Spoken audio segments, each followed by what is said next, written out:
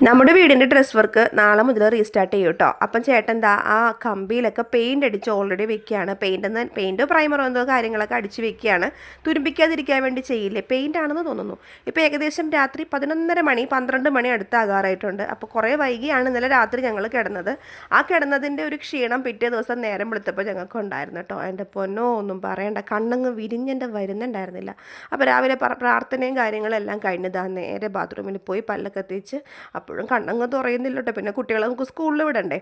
വേഗം തന്നെ കിച്ചണിലേക്ക് വന്നിട്ട് ഞാൻ എന്താ തലേ ദിവസം നമ്മൾ പത്തിരി മേടിച്ചതിരിക്കുന്നുണ്ടായിരുന്നു, ചിക്കൻ കറി വെച്ചിട്ടുണ്ടായിരുന്നു.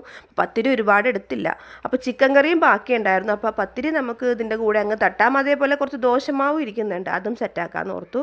അപ്പോൾ ഇതായിരിക്കുന്നത് കേക്കാണ് കേട്ടോ. ഇപ്പോൾ വന്നത് അന്നക്കുട്ടിയാണ്. അവളുടെ കണ്ണ് വേനെടുക്കുന്നു, കണ്ണിലൊരു കുരു വന്നിട്ടുണ്ടെന്ന് പറഞ്ഞിട്ടാണ് രാവിലെ തന്നെ എണീറ്റ് വന്നത്. അവൾക്കിന്ന് മോറൽ സയൻസ് പരീക്ഷയാണ്.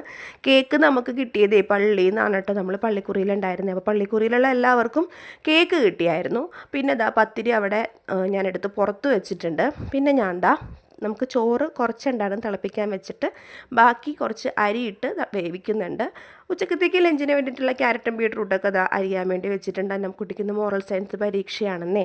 അപ്പോൾ അതിന് വേണ്ടി കുറച്ച് നേരം 1-2 പാഠമൊക്കെ ഒന്ന് വായിച്ചും പറഞ്ഞൊക്കെ കൊടുത്ത് രാവിലത്തെ നമ്മുടെ മോർണിംഗ് റൊട്ടീൻ അങ്ങനെ പോയിക്കൊണ്ടിരിക്കുകയാണ്. കണ്ണിപ്പോഴും അങ്ങോട്ട് തെളിഞ്ഞിട്ടില്ല കേട്ടോ. എന്നാലും നേരം വെളുത്ത് നന്നായിട്ട് വന്ന്